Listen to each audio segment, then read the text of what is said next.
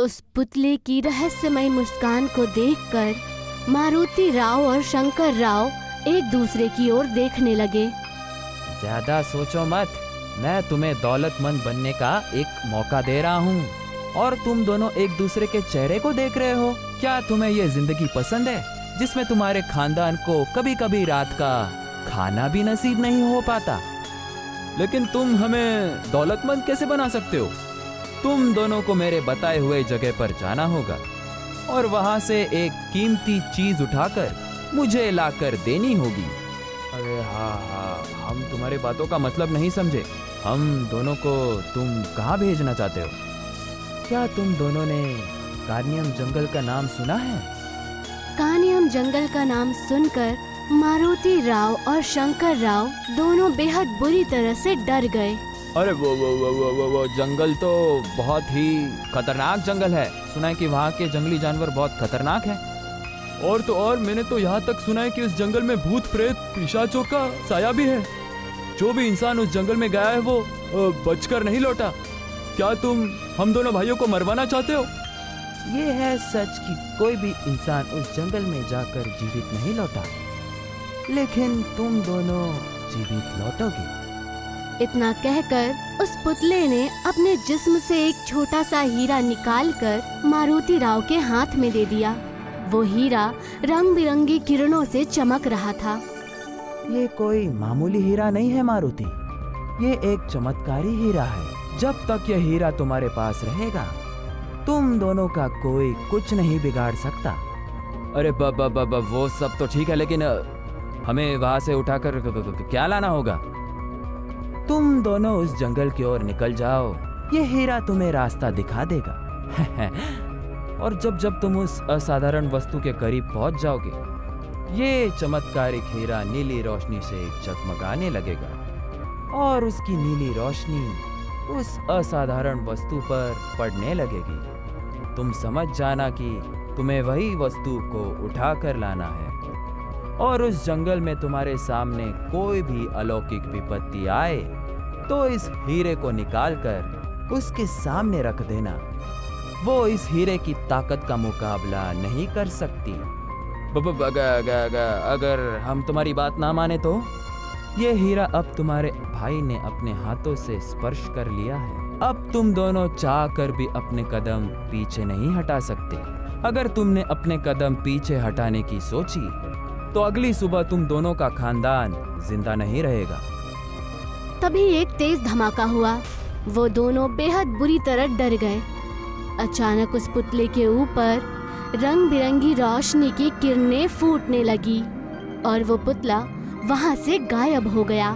उसके गायब होते ही मारुति राव की बीवी कंचन वहां पर आ गई। मैं उस जादुई पुतले की सारी बातें सुन रही थी। आप दोनों किसी भी हाथ में कानियम जंगल की तरफ मत जाना, वरना आप दोनों को खतरा हो सकता है। शंकर राव की बीवी आंखों में आंसू लिए बोली, दीदी सही कह रही है जी, वो जंगल बेहद खतरनाक है।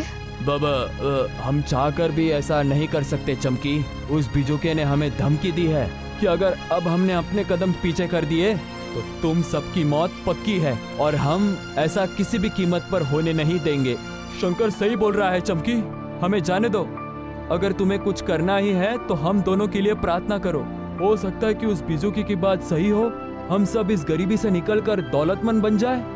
मारुति राव और शंकर राव अपने घर से बाहर निकल गए।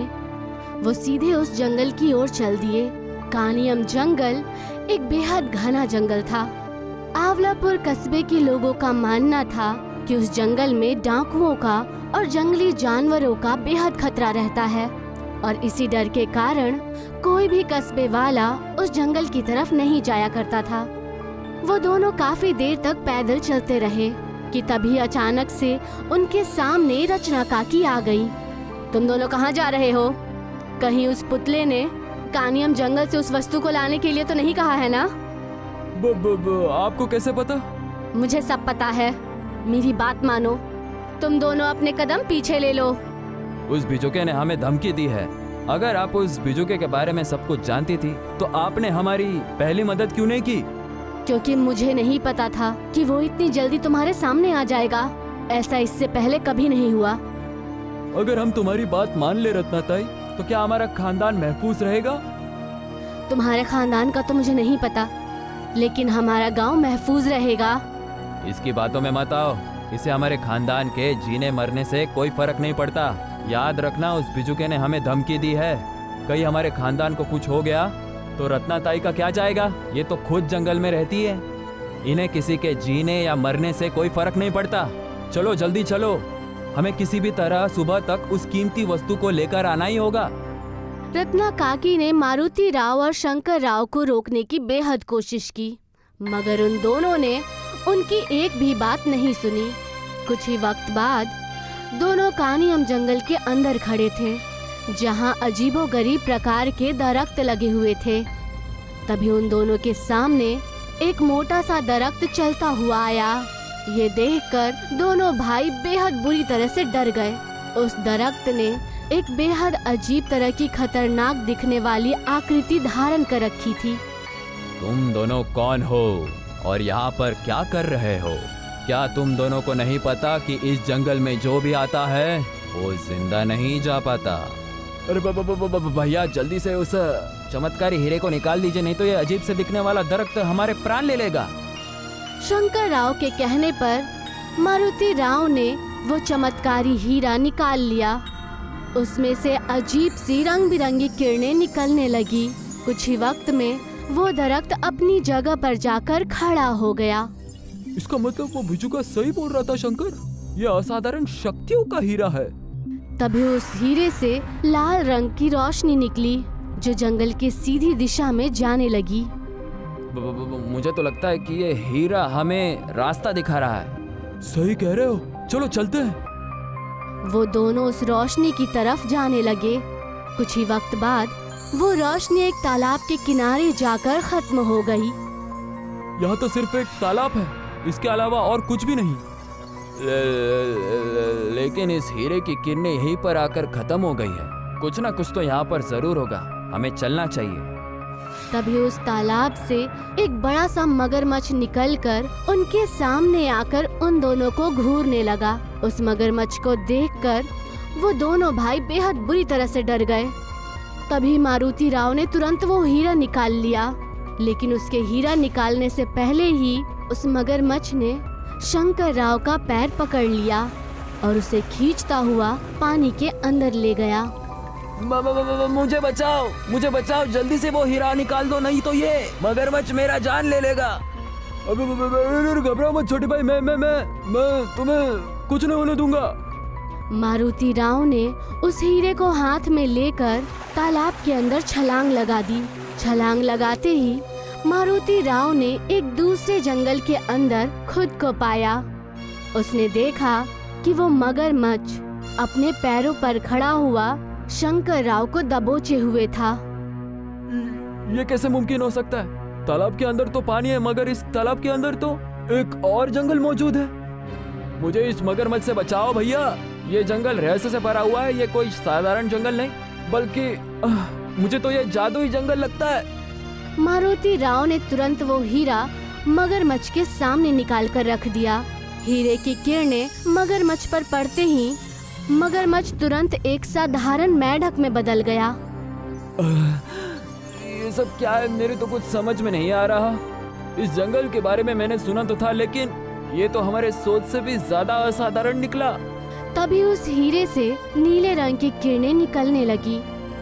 उस बिजुके ने कहा था, जब ये हीरा उस असाधारण वस्तु के पास पहुंचेगा तो ये नीले रंग की रोशनी का प्रकाश छोड़ेगा। देखो, ये प्रकाश कहाँ तक जाता है, वहीं पर वो असाधारण वस्तु होगी। तुम सही कहते हो, चलो। कुछ ही वक्त में वो दोनों उस रोशनी का पीछा करते करते एक जगह पर पहुंच गए। उन्होंने देखा कि उनके सामने एक अजीब सा दिखने वाला बेहद पुराना हीटर रखा हुआ था, जो कि सोने का था। भले इस असाधारण से सोने के हीटर को लाने के लिए उस बिजुके ने हमें इस मौत के दलदल में भेजा। मेरे कुछ समझ में नहीं आ रहा है, आखिर ये सब हो क्या रहा है। मुझे लगता है कि शायद कोई खजाना मिलेगा, या फिर हमें कोई ऐसी वस्तु मिलेगी जो हमने आज तक नहीं देखी होगी। मगर ये तो एक साधारण सा हीटर है। लेकिन इस चमत्कारी हीरे का प्रकाश इस हीटर पर फूट रहा है। हमें उसी को उठाना चाहिए। कुछ न कुछ बात तो हीटर में जरूर होगी। इतना कहकर उन दोनों ने उस हीटर को उठा लिया, मगर हीटर को उठाते ही उन दोनों ने खुद को जंगल से बाहर अपने कस्बे के जमीन पर पाया। अब मुझे लगता है उस बिजुके ने हमारे साथ कोई मजाक किया है भैया। भला इस साधारण से दिखने वाले सोने के हीटर से हमें कितना मूल्य मिल सकता है? सही कह रहे हो शंकर।